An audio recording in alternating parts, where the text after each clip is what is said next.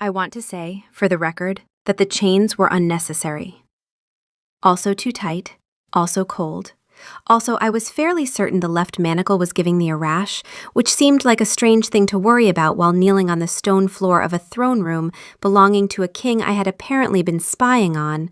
But the heart wants what the heart wants, and my heart wanted to scratch my wrist. Fen stirred lazily at the back of my mind. She'd been cataloging scents since we'd been dragged through the gates. Pine resin, old stone, steel polish, something smoky and sweet she couldn't quite place. Now she settled on one and offered it up like a cat presenting a dead bird. Him. Cedar and something darker. Rain on granite, maybe? He smells expensive. He did look expensive. King Cassian Wolfheart sat on a throne carved from a single black oak, and he wore the expression of a man who had been handed a puzzle with half the pieces missing and all of them on fire.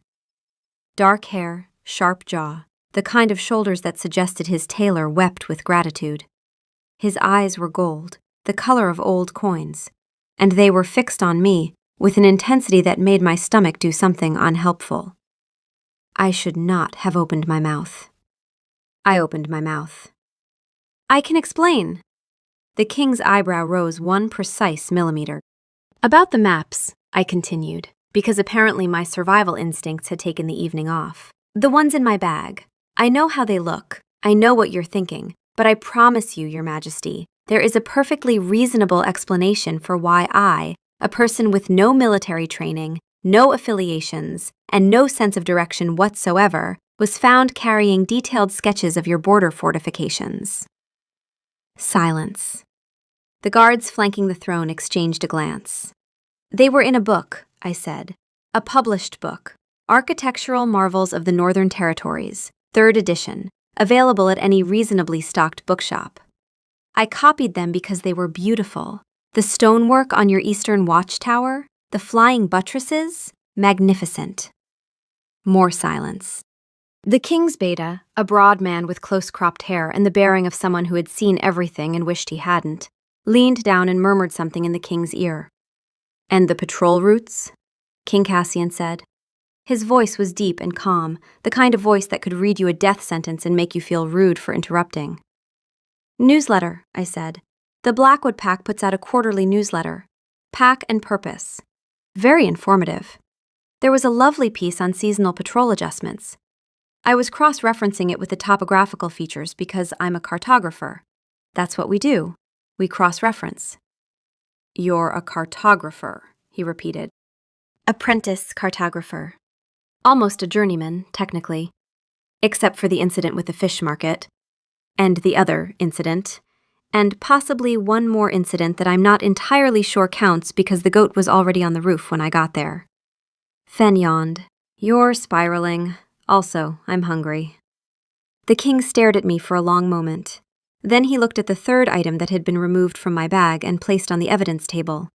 A pressed moon petal blossom, carefully mounted between 2 sheets of wax paper. And this, he said. It was pretty, I said. I wanted to draw it. I did draw it. It's on the back. He turned it over. On the back, in my neatest hand, was a detailed botanical illustration of the moon petal, complete with annotations about petal count, stamen arrangement, and the specific shade of silver blue I had labeled Improbable Moonlight. The king looked at the drawing.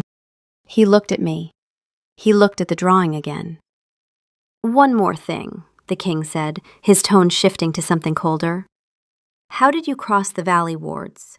The silent bell should have rung the moment you entered Blackwood territory. They ring for every unauthorized wolf. They have rung without fail for 200 years. I blinked. I don't know what those are. You walked through the most reliable magical detection system in the northern packs, Marcus said flatly. And you don't know what it is. I walked through a lot of things, I said. I wasn't really paying attention. There was a very aggressive goose around mile 3, and after that it all became a bit of a blur. The king and his beta exchanged a look I could not interpret. Take her to the East Tower, he said. Comfortable quarters. She is a guest until I say otherwise. A guest in chains, I said. because my mouth, as previously established, was not under my jurisdiction. "Comfortable chains," the king said, and something flickered at the corner of his mouth that might, if you were feeling generous, be called the ghost of a smile. 2 weeks. They kept me for 2 weeks. The quarters were, in fairness, comfortable. A bed with actual pillows, a window overlooking the castle gardens, meals delivered 3 times daily, each one better than anything I'd eaten in 6 months of apprenticeship, where dinner was usually whatever Master Elmsworth hadn't burned. Fen approved of the meals unreservedly. "The lamb is seasoned properly. I may never leave." The interrogations were less comfortable, though not in the way I'd feared. No one hurt me, no one threatened me. They just asked questions. The same questions, from different angles, by different people, over and over, with the patient repetition of someone trying to teach a particularly dim puppy to sit. Day 3, I confessed to stealing an apple from the castle kitchens. The interrogator, a tired-looking woman named Captain Hale, pinched the bridge of her nose and said that was not the kind of confession they were looking for. Day 5, I told them about Barnaby. Barnaby was a sheep I had accidentally liberated from a field in Millhaven when I mistook the field for a shortcut to the guild offices. Barnaby followed me for 2 miles before anyone noticed. There were posters. I was not proud. Day 8, I cried. Not because anyone was unkind, but because I was tired and scared. And I missed my workshop with its ink-stained desk and its view of the river and the particular way the afternoon light fell across my half-finished map of the Thornwood Basin. Day 10, the king came himself. He sat across from me at the small table they used for questioning and placed a blank sheet of paper between us, along with a pen and a pot of ink. "Draw me a map of this castle," he said, "from memory, as much as you can recall from what you saw when they brought you in." I stared at him. I was in chains. It was dark. I was terrified. Nevertheless. So I drew. I drew the gatehouse with its double portcullis and the murder holes spaced at 4-foot intervals. I drew the outer bailey and the inner bailey, and the covered passage between them that jogged left at an angle of approximately 17 degrees to avoid the old well. I drew the great hall and the kitchens and the stables and the east tower and the west tower and the corridor that connected them, which had a slight curve to it suggesting it had been built around something. An older structure maybe, or a natural rock formation. I drew the throne room with its vaulted ceiling, and the placement of every door and window, and the exact position of the king's throne relative to the dais steps. I drew it all in clean, precise lines, with scale markers and compass bearings, and a small notation in the corner indicating that the courtyard fountain was slightly off-center, which probably bothered someone. When I finished, I looked up. The king was staring at the map with an expression I couldn't read. Then he looked at me, and I realized with a cold, lurching certainty what I had just done. "Oh no," I said. "You walked through my castle once," he said quietly. "In the dark, in chains. And you reproduced it with..." "Marcus, would you say this is accurate?" Marcus, who had appeared at some point during the drawing, leaned over the map. His eyebrows climbed steadily upward. "That's the old well," he said. "We sealed it 30 years ago. It's under the paving stones. She marked it." "Oh no," I said again, with greater feeling. "You are either the most gifted spy I have ever encountered," the king said, "or something else entirely." Fen, ever helpful, observed, "You have ink on your nose." 5 days of silence followed. No interrogations, no visitors except the servant who brought meals. I paced my comfortable room in my comfortable prison and contemplated the various ways I had ruined my own life, each more creative than the last. Fen spent the time sleeping mostly. Occasionally she'd rouse herself to observe that the bread was still excellent, or that the guard outside the door had changed and the new one smelled like mint. On the 16th day, the door opened. Marcus entered, and behind him, the king. Cassian. I had started thinking of him as Cassian somewhere around day 12, which was presumptuous and probably treasonous, and I blamed the isolation, carried a leather folder. He sat down across from me, opened it, and began to read. Philippa Pip Crowfoot, age 23. Enrolled at the Royal Cartographers Guild, Briarstone Chapter, 4 years ago. Master assigned, Guildmaster Reginald Elmsworth. He paused. Notes from her file. Extraordinary spatial memory, exceptional technical skill. Worst sense of direction I have encountered in 40 years of teaching. I sank lower in my chair. Incident report, year 2, he continued. Apprentice Crowfoot tasked with surveying the market district. Somehow surveyed the fish market in Portshaven, which is 40 miles away. Returned with a perfect map of the wrong city. The road signs were misleading, I mumbled. Incident report, year 3. Apprentice Crowfoot entered a wardrobe while looking for the records office and was not found for 2 hours. She had mapped the interior of the wardrobe, including a detailed cross-section of the wood grain. Marcus made a sound. When I looked at him, his face was perfectly composed, but something in his eyes was struggling violently to escape. Cassian kept reading, but his voice had developed a slight tremor. Conclusion from Guildmaster Elmsworth. Miss Crowfoot possesses the finest map-making mind I have ever trained. She can reproduce any space she has seen with photographic precision.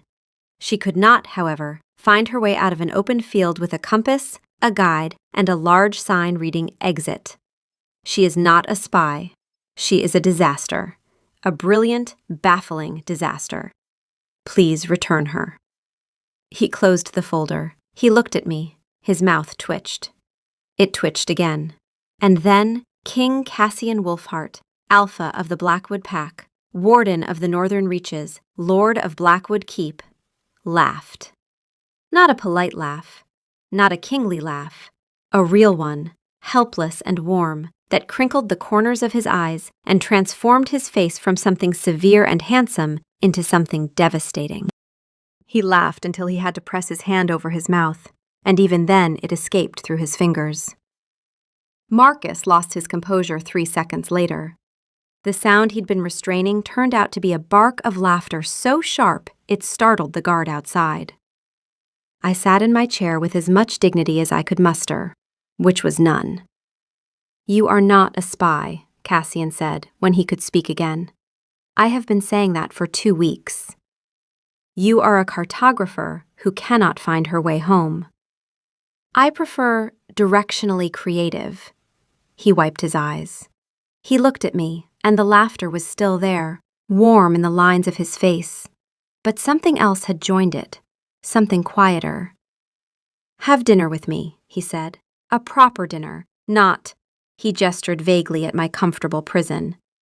Let me apologize properly. Fen perked up. Say yes, the lamb here is exceptional. All right, I said. The first dinner was an apology.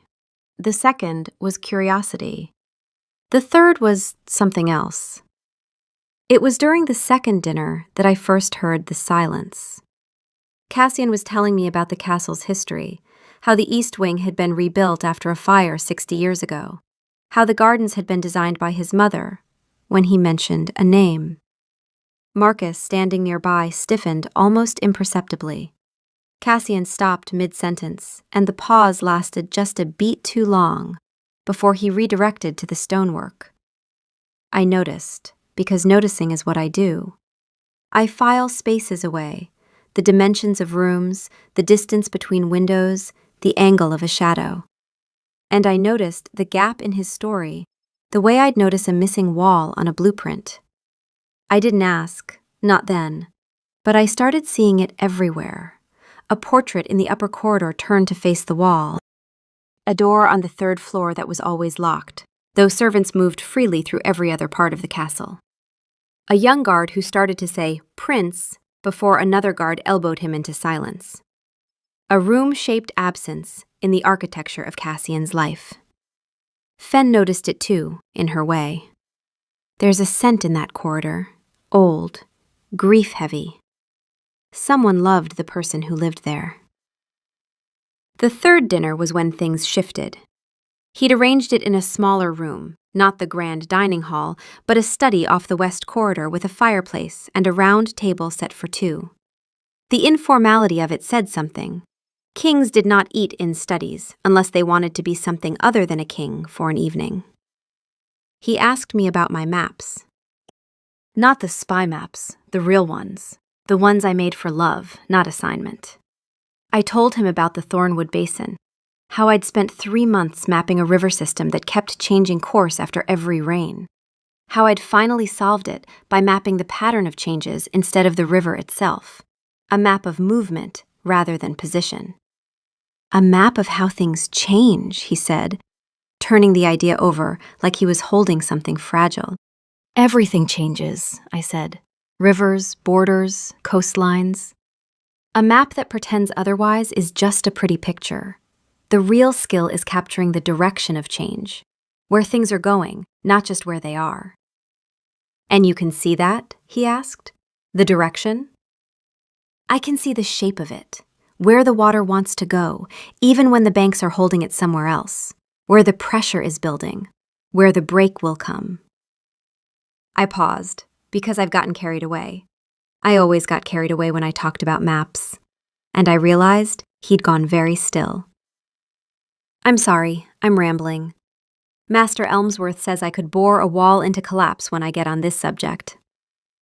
You're not boring me, Cassian said. There was something in his voice, a roughness at the edges, like a word catching on something too large to pass through easily. You're describing my kingdom, the pressure, the building breaks. I've been staring at it from the inside for 3 years. You just described it from the outside in 3 sentences. He looked at me with those gold eyes, and I felt something click into place. Not like a lock, more like a bone being set. Painful and correct. Show me, he said. After dinner, I have maps in the war room. I want to see what you see when you look at them. We spent 3 hours in the war room. I annotated 7 maps. I showed him where the terrain funneled movement, where the supply lines were vulnerable not because of enemy action, but because of seasonal flooding the original cartographer had ignored. I showed him a gap in his northern border that wasn't a gap yet, but would be in 2 years when the river shifted course. He listened the way I imagined he listened to nothing else. Complete, focused, hungry for understanding. He wasn't a mapmaker, but he had the mind for it, the ability to think spatially, to hold a landscape in his head and rotate it. Here, I said, pointing to the Western Pass. Your patrols treat this as a single choke point, but look at the elevation lines. There are 3 approaches, not 1. He stared at the map. Then he looked at me with something I'd never seen directed at me before. Not amusement, not curiosity, but respect. Deep in his mind, where I couldn't hear it but he could, his wolf stirred. I have seen 412 people sit at this table. None of them made him forget to eat. This one made him forget to eat. She also just found a defensive vulnerability that 3 generations of military advisors missed. I rate her 8 out of 10. 1 point deducted for the time she confused the stairs. 1 point deducted because perfection makes me suspicious. Cassian blinked, reached for the cold remains of bread on the tray a servant had brought, put food in his mouth mechanically, which only proved the wolf's point. Fen, meanwhile, had found the butter dish. There is no problem in this world that butter cannot improve. Also, he's staring at you again. He's been doing that all evening. It is extremely obvious, and I find it entertaining. I was looking for the kitchens. I want to be absolutely clear about that. The kitchens. I had been a guest in this castle for 3 weeks, and I had found the kitchens successfully exactly twice, both times by accident, and this was going to be the 3rd. What I found instead was a door that looked kitchen adjacent, which opened onto a short corridor, which led to another door, which I opened with the confidence of a woman who had never once in her life opened the right door. Steam hit me first, then the scent of cedar soap and hot water. Then the visual information arrived, and my brain, which was so brilliant at processing spatial data, took one look at King Cassian Wolfheart in a bathtub and shut down completely. He was leaning back against the copper rim, arms resting along the edges, eyes closed. Water lapped at his collarbone. His hair was damp and pushed back from his face, and there was a quality to the light, late afternoon sun through a high window, steam catching gold, that belonged in a painting. An illegal painting, the kind they kept in the restricted section. His eyes opened. We stared at each other. Fen, from the depths of my paralyzed consciousness, spoke first. Interesting acoustics in here, very reverberant. Good ceiling height, probably limestone. I was looking for the kitchens, I said. My voice came out approximately 2 octaves higher than usual. Cassian did not move, did not reach for a towel, did not flinch or startle or do any of the things a normal person might do when a woman walked into their bath. He just looked at me with perfect, impossible calm. The kitchens are on the ground floor, he said. This is the 3rd floor. I am aware of that now, yes. You went up 2 flights of stairs. In my defense, they were very convincing stairs. A pause. Steam curled between us. Somewhere in the unfathomable depths of his ancient wolf's consciousness, a verdict was rendered. I have lived through 9 dynasties, and she is the first person to invade the royal bath by searching for bread. I give this moment a 7 out of 10. She found us. That counts for something. Would you like me to draw you a map to the kitchens? Cassian said, and the absolute deadpan calm of it, the king, in his bath, offering cartographic assistance, broke something in my chest that might have been terror and might have been something much more dangerous. I think I can manage, I said, backing toward the door with the careful, deliberate steps of someone who had just seen something they were never going to be able to unsee, no matter how long they lived. Left at the bottom of the stairs, he called after me. Then right, then left again, then straight. Do not open any more doors. I fled. I made it approximately 12 steps before walking into a linen closet. I closed the door behind me, stood among the towels in the dark, and pressed my hands to my face, which was so hot I could have dried the linens through proximity alone. Fen waited until I'd extricated myself from the closet and made it halfway down the stairs, the wrong stairs, naturally. I ended up in the armory before she spoke. His water was approximately 4 degrees too cool, by the way, suboptimal bathing temperature. I thought you should know. I hate you, I whispered. Also, his shoulders are structurally noteworthy, from an architectural perspective. Please stop. I am merely cataloging spatial data. That is our job. Our job does not include cataloging the king's... You know what, never mind. The kitchens are that way. She was pointing, with the unerring nose that never once in our shared life had she applied to helping me find the kitchens before this moment. You knew the whole time? The bread smells were very obvious, yes. Then why? I was curious which door you'd pick. You never disappoint. I eventually found the kitchens. The bread was, in fact, excellent. I ate 3 rolls in aggressive silence, while Fen radiated smug satisfaction, and I tried very hard not to think about cedar soap and lamplight and the way water looked against a collarbone. And I failed at this the way I failed at finding kitchens, completely, spectacularly, and without any hope of improvement. The hedge maze was Cassian's idea, which I feel is important to establish for the historical record. He said, "Walk with me in the gardens," like a normal invitation, and I said yes, like a normal person, and then we turned a corner and there it was. A 12-foot wall of immaculately trimmed boxwood that announced, in the language of topiary, that normal was over. The Royal Hedge Maze, Cassian said, designed by my great-grandmother. There's a fountain at the center. How lovely, I said, already doomed. We entered. 45 minutes later, we had not found the fountain. We had found the same stone bench 3 times, a family of rabbits, and a small clearing that I was 70% certain did not exist the first time we'd passed through. Fen was navigating by scent, which she claimed was perfectly reliable. Left here. Definitely left. I smell water.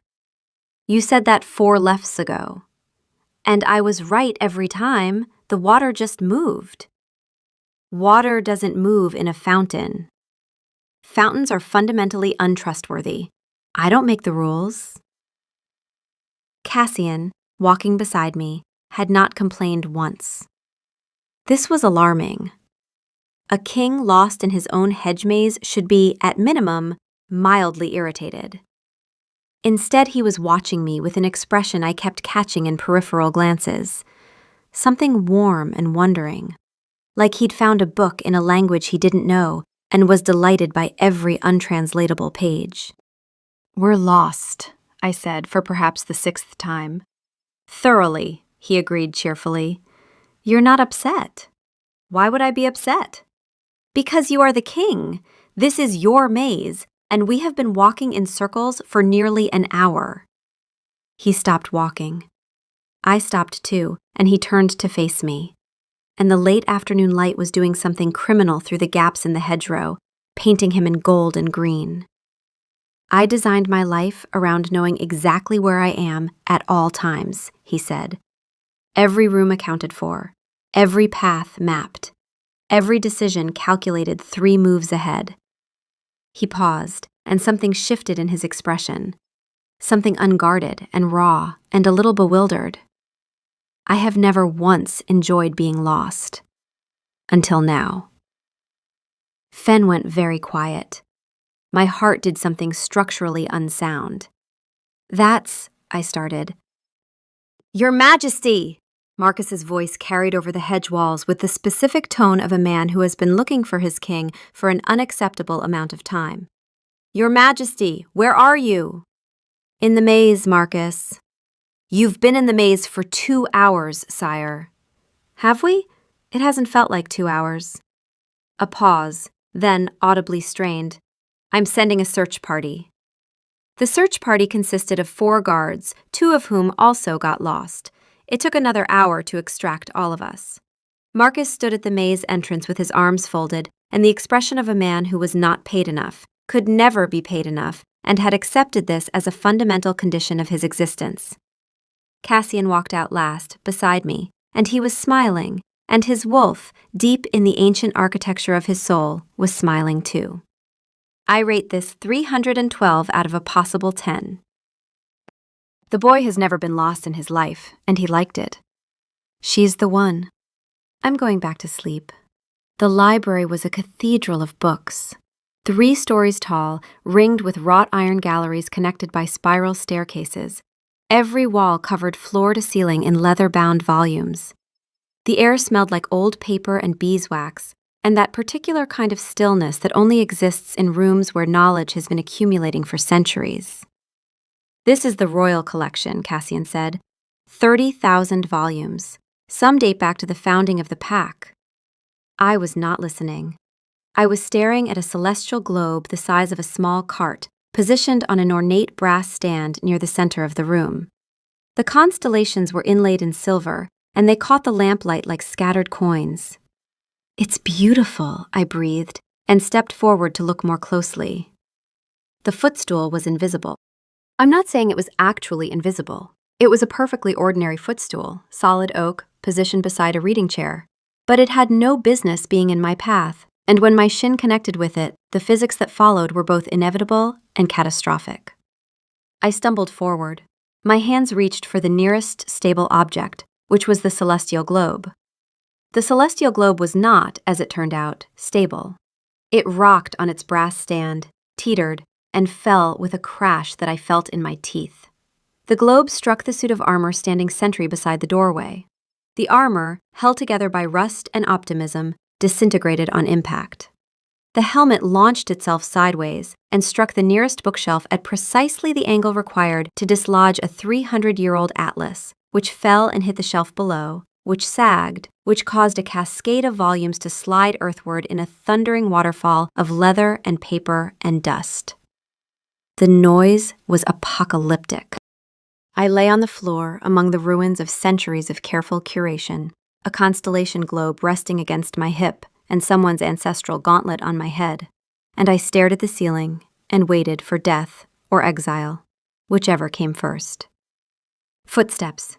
Cassian's face appeared above me. "Are you hurt?" he said.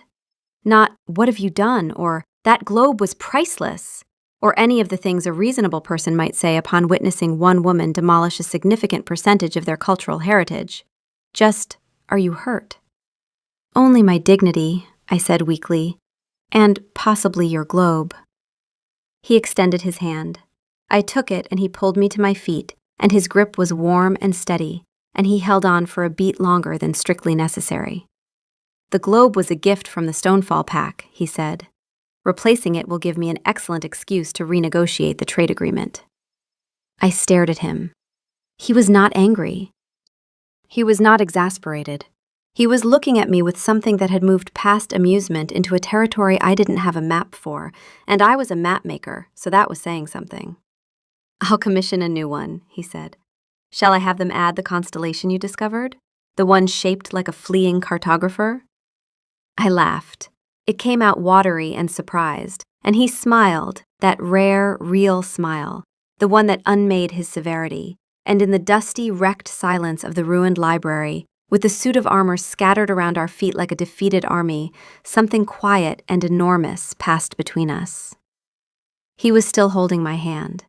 He looked down at our joined fingers like he was noticing for the first time. He did not let go. I asked about the locked room on a Tuesday. We were walking the East Corridor. Cassian had taken to walking me places, partly because he seemed to enjoy my company, and partly because if left to navigate alone, I would end up in another kingdom. When we passed the door. 3rd floor, East Wing, always shut. "What's behind that door?" I asked.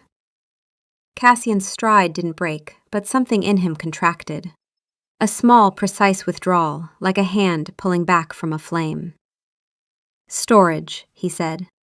It wasn't a lie. It was a door closed over a truth, and I could feel the weight of it. The same weight I'd felt in every redirected conversation, every swallowed name, every portrait turned to the wall. I let it go, because grief, I was learning, was a room you couldn't just walk into. You had to be invited. A few days later, I was sketching the upper gallery when a young servant, barely 16, new to the household, stopped beside the turned portrait. "Is that?" she started, reaching for the frame. An older servant materialized so fast, I wondered if she'd been standing there the whole time, waiting. "Leave it," she said. Not unkind, just certain. "Come on then, the linens need folding." The young one looked confused, but followed.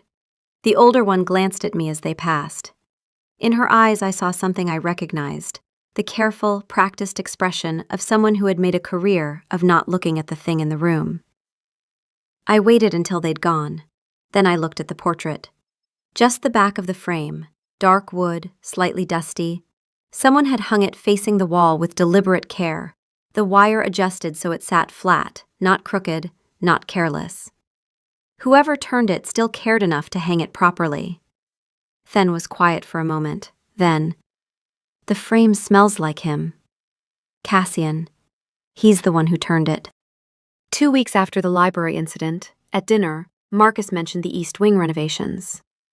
"We could use the space once Prince..." He stopped, corrected course so smoothly it was almost invisible. "Once the storage rooms are cleared." Almost invisible. Not quite. I looked at Cassian. He was cutting his meat with the precise, mechanical focus of a man who was not thinking about what he was cutting. That night, unable to sleep, I walked to the East Corridor. The locked door was the same as always, solid, unremarkable, giving nothing away. But the floorboards in front of it were worn smooth. Not from foot traffic, the rest of the corridor showed even wear.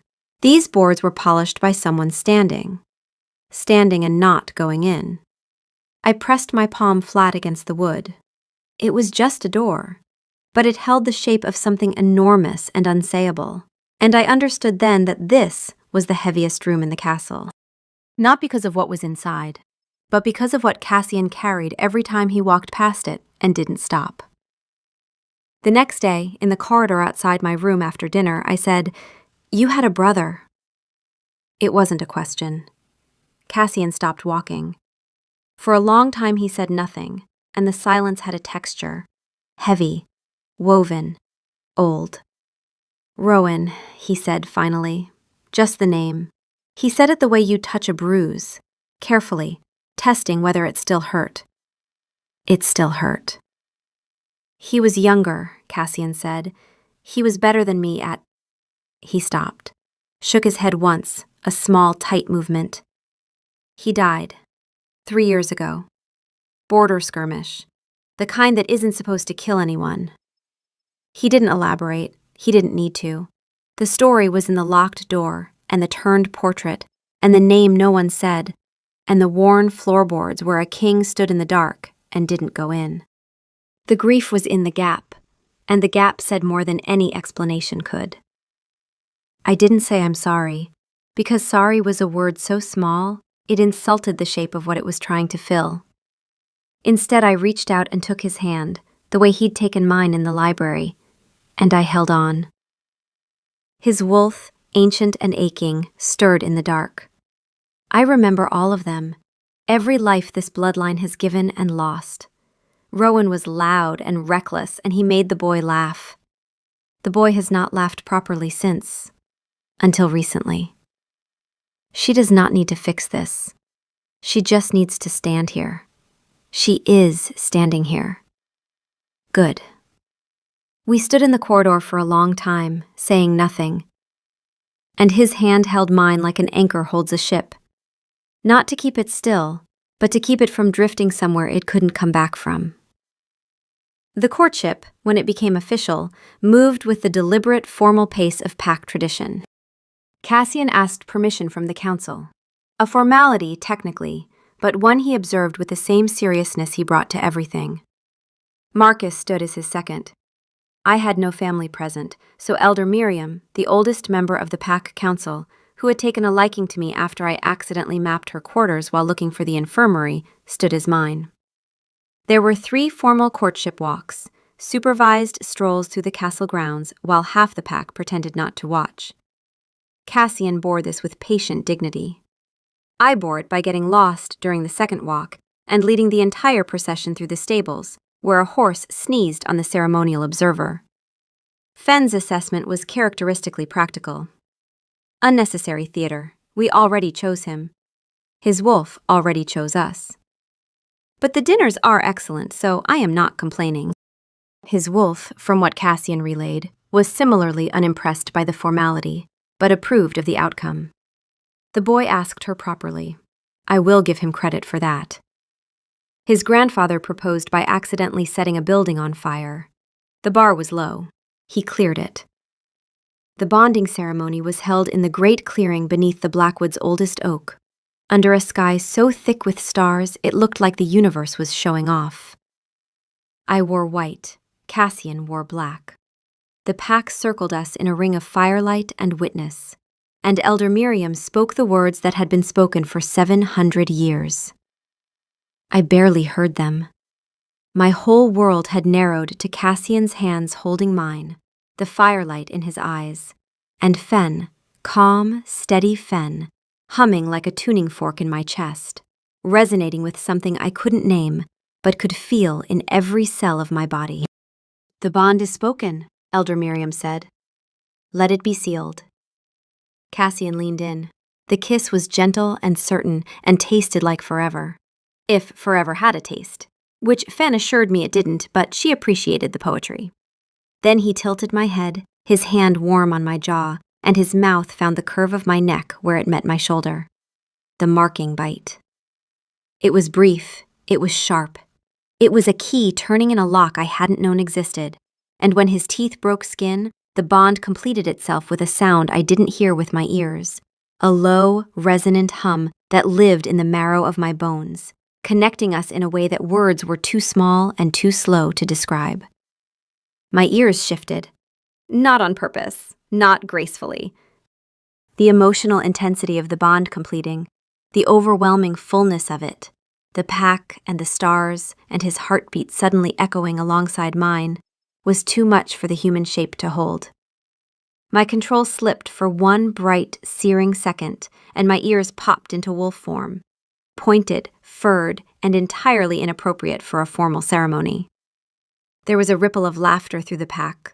Warm laughter, the kind that included rather than excluded. Cassian pulled back and looked at my ears. His expression went through several phases: surprise, tenderness, a delight so fierce it bordered on reverence, and then he said, very quietly, "There you are." Fen, satisfied, settled into the new geography of the bond like a cat claiming the best chair. His wolf is warm. I approve. Also, your ears are out. I know, I whispered. They look good. Very aerodynamic. The first pack run of my life began with Cassian's hand on my shoulder, and his voice low and calm. Don't think about it. Just let go. I was nervous. Pack runs were communal, primal, the closest thing the pack did to being purely wolf. No politics, no rank, just the forest and the moon and the ancient joy of running together. I'd shifted alone plenty of times, but never with others, never as part of something. What if I can't keep up? I asked.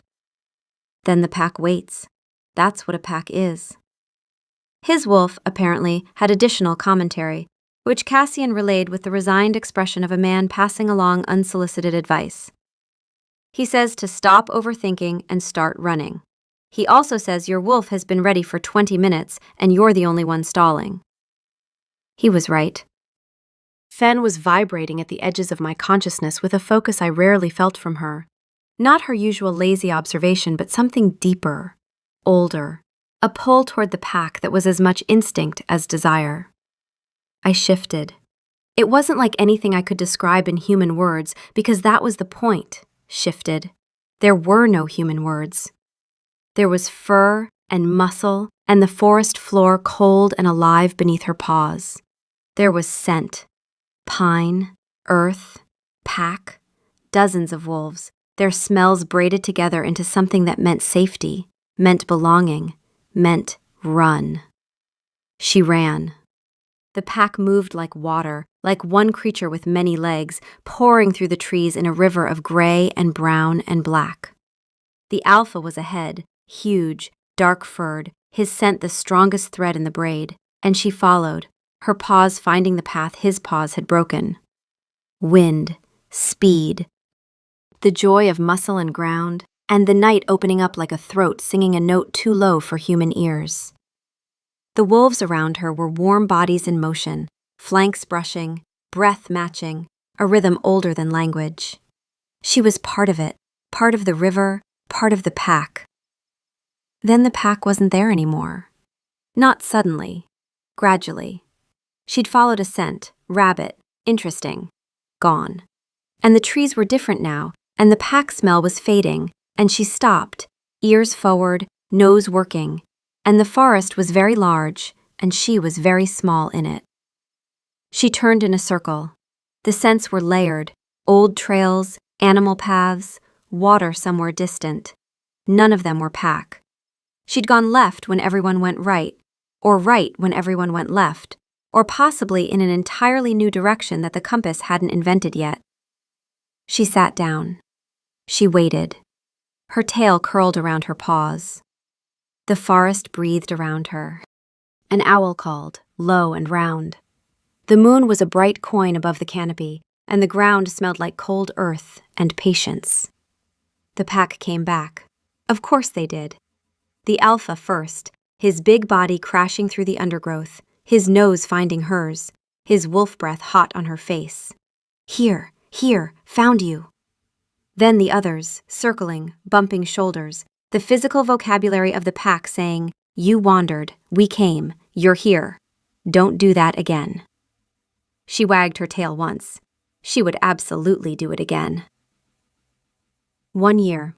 12 months of learning the geography of a life shared with someone else. The way he took his tea, black, no sugar, in a cup he'd had since he was 12. The sound of his laugh through a closed door. The specific way he argued with Marcus, half frustration, half deep and abiding love that neither of them would ever name. I learned that he woke before dawn every morning and stood at the east window watching the light change, and that he did this not because he was a morning person, but because his wolf liked it. The old soul in him wanted to count the sunrises, the same way he'd apparently been counting them through this bloodline for centuries. 612,000, give or take. This one was adequate. The clouds were a nice touch. 7 out of 10. I learned that Cassian talked to his wolf more than most shifters did, or at least his wolf talked to him. A running commentary of ancient sardonic wisdom that Cassian sometimes relayed to me with a look of weary affection. He says your breakfast is insufficient and you should eat more protein, Cassian reported one morning, and when I asked what his wolf knew about nutrition, Cassian said, he claims to have invented the concept of a balanced meal in the Third Dynasty. I have no way to verify this. I learned the shape of his grief, too. It was quieter now than it had been, not healed, but settled, the way a river settles into a new course after a flood. Sometimes I'd find him standing outside Rowan's door, not touching it, just standing. I'd stand with him. We never spoke about it. The standing was enough. And the quiet moments, the ones that mattered most. Like this. An evening in late autumn. Fire in the hearth.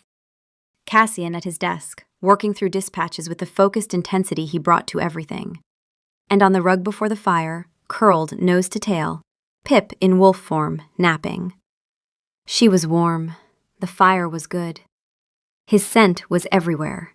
Ink and cedar and the faint metallic tang of the pen he'd been chewing. Outside, rain tapped against the windows in a rhythm that had no pattern and needed none. Occasionally his hand would reach down without looking, and his fingers would find the spot behind her left ear, and he'd scratch absently, still reading, still working, and her tail would thump once against the rug. He said something, words, human sounds, meaningless to her in this form, but warm in their vibration. She flicked one ear toward him and exhaled, a long wolf breath that fogged against the hearthstones. His hand found her ear again, stayed there. His thumb traced a slow circle through her fur, and the fire crackled, and the rain fell, and the room held them the way good rooms do, gently, without asking for anything in return. Not a word spoken, not a word needed, just two creatures sharing a fire, and a room, and a life, and the particular peace that came from being exactly where you were supposed to be. But peace, like maps, was a snapshot of a moment, and moments moved. The border skirmishes with Stonefall Pack had been escalating for months. Small incursions, supply raids, the kind of persistent needling that was too organized to be random and too deniable to justify full response. Cassian handled it with the careful, measured strategy that defined his rule. Diplomatic overtures, reinforced patrols, restrained engagement. Not everyone agreed with restraint. Aldous Thorne had been reinstated to the Elder Council 6 months before I arrived. An old guard traditionalist, silver-haired and sharp-eyed, with the particular authority of someone who had been right about enough things to make people forget the things he'd been wrong about.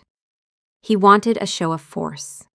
He wanted Stonefall to bleed. Diplomacy is the luxury of kings who haven't buried enough soldiers, Aldous said at council, his voice carrying the weight of decades. Your Majesty, with respect, your restraint is being read as weakness. By whom? Cassian said. By everyone who matters. I watched from the gallery, where I'd been sketching a map of the council chamber. Old habits. And something about Aldous made my skin tighten. It wasn't what he said. It was the way the room rearranged itself around him when he spoke, like iron filings around a magnet. Fen didn't like him either. He smells like old ambition, the stale kind, the kind that's been waiting. Lena, meanwhile, was making her own kind of trouble. A recruit barely 6 months into her training, she had the particular gift of asking questions that made senior officers wish she hadn't. At a patrol briefing, she raised her hand and said, "If we know the Western Pass is the weak point, why are we still running the same rotation we've used for 3 years? Anyone with a calendar could predict our movements. Marcus looked like he'd swallowed something sideways. Because the rotation was designed by someone who assumed the enemy doesn't own a calendar? Later, I heard Marcus complaining to Cassian about the insubordinate recruit who thought she knew better than officers with 20 years' experience. Does she? Cassian asked mildly. Marcus's silence was eloquent.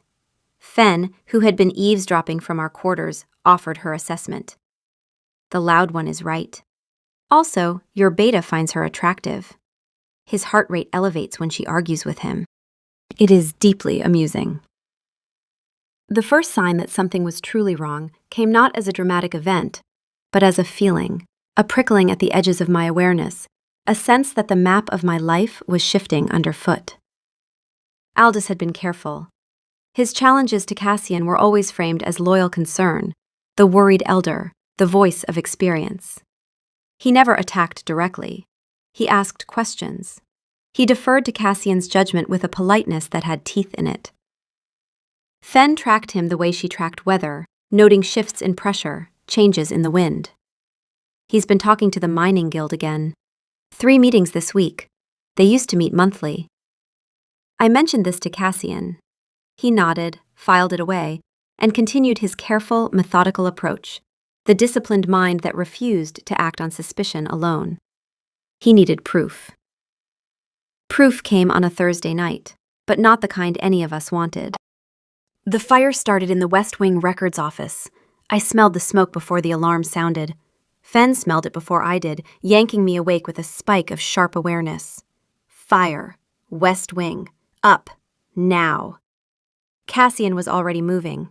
I felt him through the bond, a surge of focused energy, the alpha responding to threat, and by the time I reached the corridor, he was gone, directing response with the calm, commanding efficiency that was his nature. The damage was contained, stone walls, fast response, but the records office was gutted. Maps, correspondence, border agreements, supply inventories. Decades of administrative infrastructure, gone. In the ashes, they found it. A map, partially burned but recognizable. It showed the positions of Blackwood's border defenses, not the published ones, the real ones. The current deployment, updated within the last month, with annotations marking gaps in coverage and recommended points of entry. It was drawn in my style. My ink, my precise, distinctive hand, with the particular way I notated compass bearings and the small flourish I put on my scale markers. It was not drawn by me. But it looked like it was drawn by me, and in the smoking ruins of the records office, with the council assembling and the pack afraid and angry, it looks like was more than enough. Aldous Thorne presented the evidence to the emergency council session with the measured sorrow of a man who had hoped to be wrong. The map is unmistakably in the Queen's hand, he said. The ink matches samples from her workshop, the style, the notation system, the scale conventions, all consistent with her documented work. He paused, letting the silence do its work. And we should not forget. The silent bells did not ring the night she arrived. The wards that have protected this valley for 2 centuries simply failed. For the first time in recorded history. On the same night, a cartographer carrying detailed military sketches walked in unchallenged. He shook his head with practiced regret. I take no pleasure in this. He took enormous pleasure in this. Fen knew it, I knew it. But knowledge and proof were different countries, and I had no map between them. I looked at Cassian, my mate, my husband. The man who had laughed in a throne room and gotten lost in his own hedge maze and held my hand in a corridor while grief moved through him like weather. He looked back at me, and I watched doubt enter his eyes like smoke through a crack. Not belief, he didn't believe I was guilty, but doubt. A fracture, hairline thin, in the absolute certainty that had been the foundation of everything we'd built. Cassian, I said. He opened his mouth. His wolf was silent. For the first time since the bond, the ancient, sardonic, fatherly presence at the back of his mind had gone quiet, and the silence was louder than anything Aldous could say. Perhaps, Cassian said carefully, We should investigate further before. Further? Aldis's voice was gentle, reasonable, lethal. Your Majesty, the evidence is in front of you. I understand the difficulty of the personal dimension, but the safety of the pack— I didn't do this, I said. Cassian looked at me, and in his eyes I saw him trying, genuinely, desperately trying, to reconcile what he knew of me with what was in front of him. I saw him reach for absolute certainty and find instead the hairline crack. That crack was enough, not because it meant he thought I was guilty, but because it existed at all. I left the council chamber. I walked to our rooms. I packed a bag. I took a single sheet of paper from his desk and wrote one word on it in my unmistakable hand. Goodbye. I left it on the map table where he would find it. Then I walked out the gates, and the guards let me go because I was the queen, and queens could walk where they pleased, and none of them knew yet what I was walking away from. The shift took me before I chose it. One moment I was walking, past the outer wall, past the tree line, into the forest that smelled like pine and rain and the coming dark. The next, grief, a white, hot, formless thing, too big for a human body, too heavy for human bones, broke through the walls I'd built around it, and the wolf was there before I knew I'd let go. She ran, no direction, no destination, just the forest and the rain and the ground under her paws and the terrible, ringing absence where the bond should have been singing. It was still there. The bond didn't break, couldn't break, but it felt muffled, like hearing music through water, present but unreachable. Rain, pine needles, the smell of wet earth and her own fear. She ran through the pain the way wolves run through everything, with her whole body, because wolves didn't know any other way. Her paws struck stone, struck mud, struck the tangled roots of old trees. The forest blurred. The sky was gray and heavy and low. She ran until the running was all there was, until the pain was just another kind of weather, moving through her, moving past her, never quite stopping. She found the cave by accident, because finding things by accident was the only way she'd ever found anything.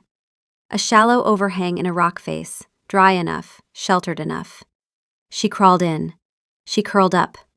She pressed her nose to her tail and she breathed. The rain fell. The forest was dark. The bond hummed its muffled song. She waited. He came in wolf form. She heard him before she saw him, the heavy pad of large paws, the crack of a branch, and then his scent, cutting through the rain like a blade. Cedar, granite, and something desperate. He was enormous in wolf form, black-furred, golden-eyed, with the dense musculature of an alpha. He stopped at the mouth of the cave and stood there, rain streaming off his coat, and he didn't come in. He waited, because even as a wolf, even desperate, he knew that she had to choose. She lifted her head. They looked at each other across the dark mouth of the cave, and the bond between them, that muffled, aching thread, pulsed once, like a heartbeat. She shifted back. It was a slow return, like surfacing from deep water, human thoughts reassembling, language returning. The cave floor was cold and hard beneath her, and she was shaking, and when she spoke, her voice was raw. You hesitated. He shifted too. The change rolled through him in a wave, wolf to man. And then he was crouching at the cave entrance, human and rain-soaked, and looking at me with eyes that held something I'd never seen in them before. Fear. I hesitated, he said. I looked at that map and I knew it wasn't yours. I know your work better than anyone alive. I know the way you hold a pen, the pressure you use, the angle of your wrist. That map was a copy, a brilliant copy, but a copy. Then why? Because I was afraid. He said it simply, like stating a fact, like confessing a wound. Not of you, of how much I need you, of what it would mean if the evidence were real. I hesitated because the alternative, that someone could use you against me, was more terrifying than any army. His wolf stirred, finally. breaking its long silence with the weary authority of something ancient and unimpressed. I told him while he sat there performing politics with his face. I said, "The girl did not do this, you colossal fool. Go after her." Did he listen? He did not. 900 years I have been guiding this bloodline, and they never listen. I rate this entire debacle a 2 out of 10. 1 point for eventually coming.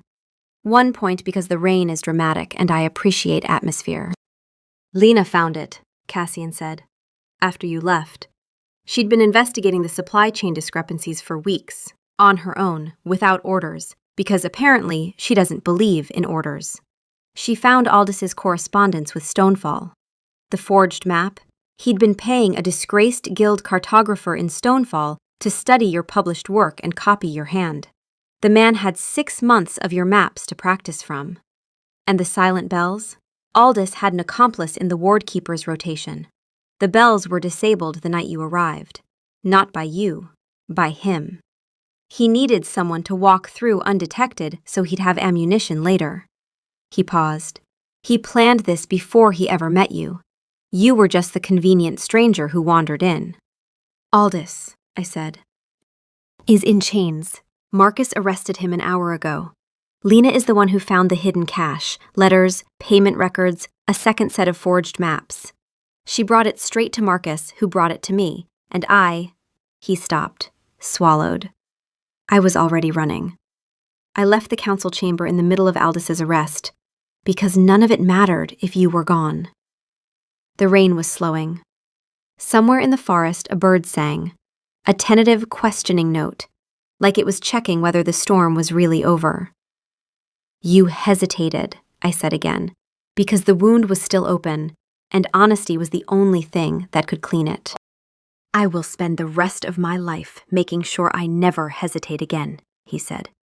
"I will choose you first, every time, before evidence, before politics, before fear. You first." His wolf added, with the bone-dry delivery of an entity that had endured nearly a millennium of human melodrama. "He means it. He is insufferable when he means things.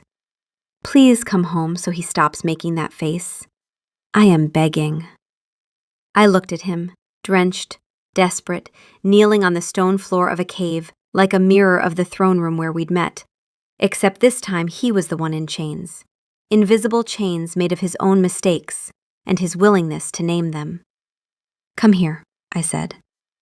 He came, and I held him the way he'd held my hand in the corridor outside Rowan's room.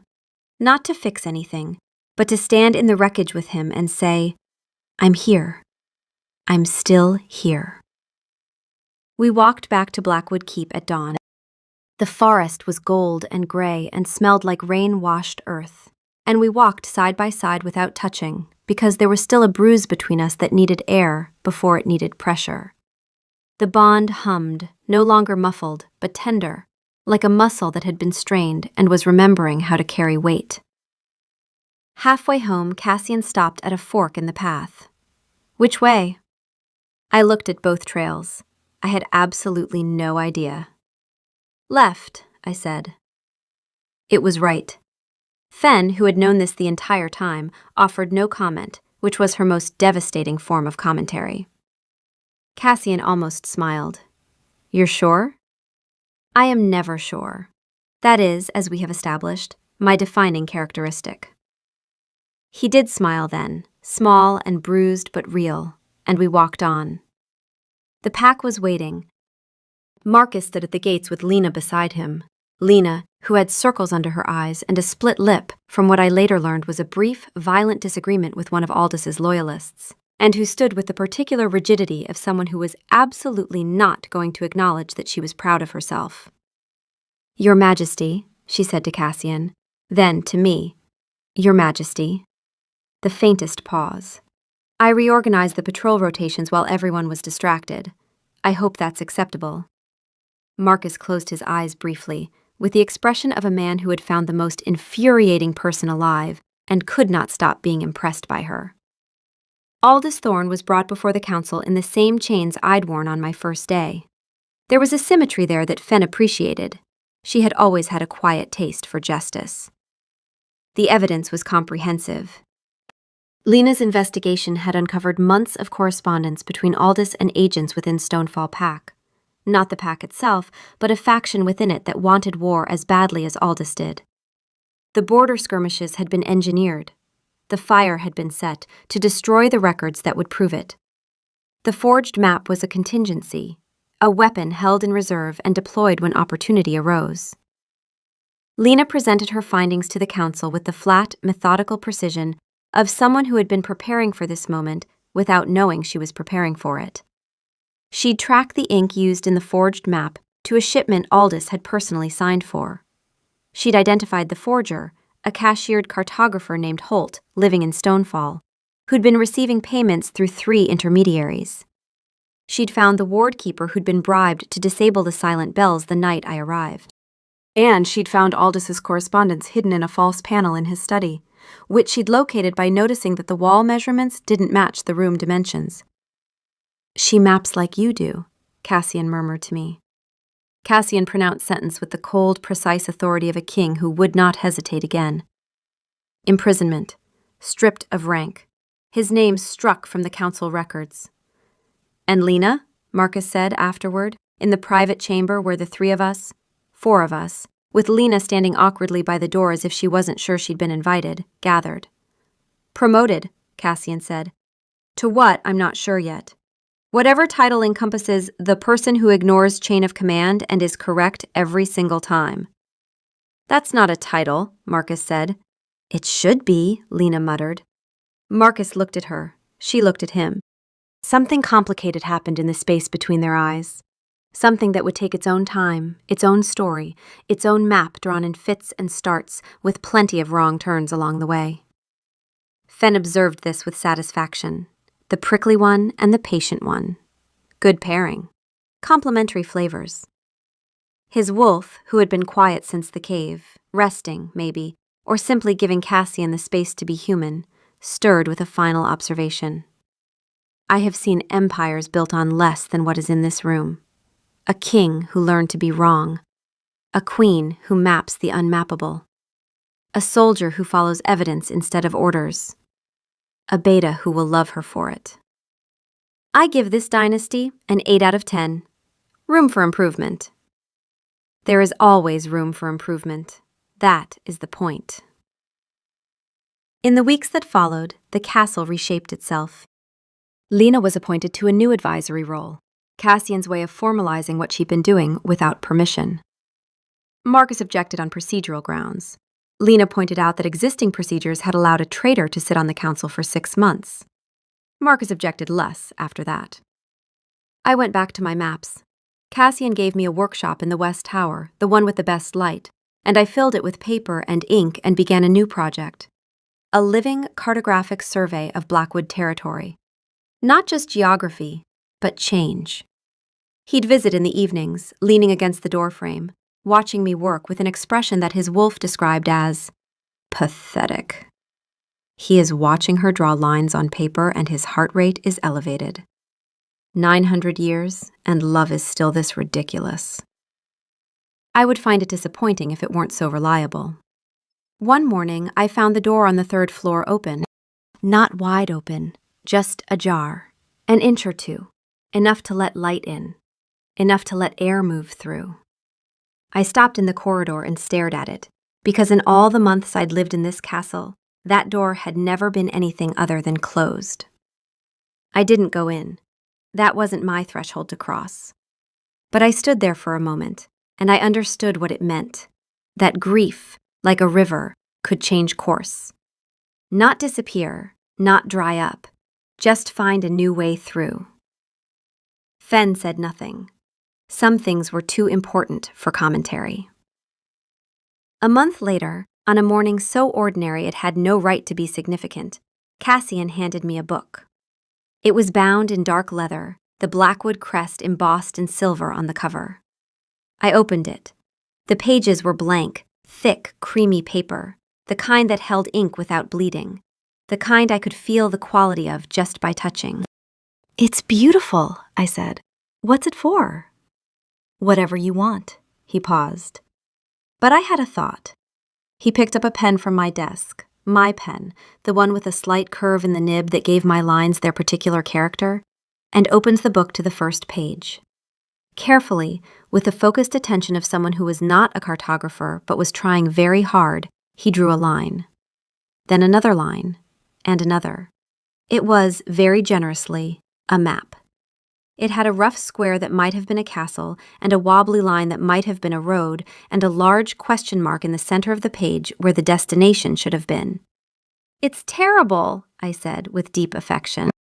"It is the worst map ever drawn," he agreed. "But look." He tapped the question mark. "Let's get lost together," he said, properly, deliberately. "Let's go somewhere neither of us has been and map it as we find it. A map of how things change." I looked at the question mark. I looked at him. I thought about a girl in chains in a throne room, and a king who laughed, and a hedge maze, and a bath, and a library full of broken things, and a corridor where grief was held gently between two hands, and a cave in the rain, and a walk home at dawn.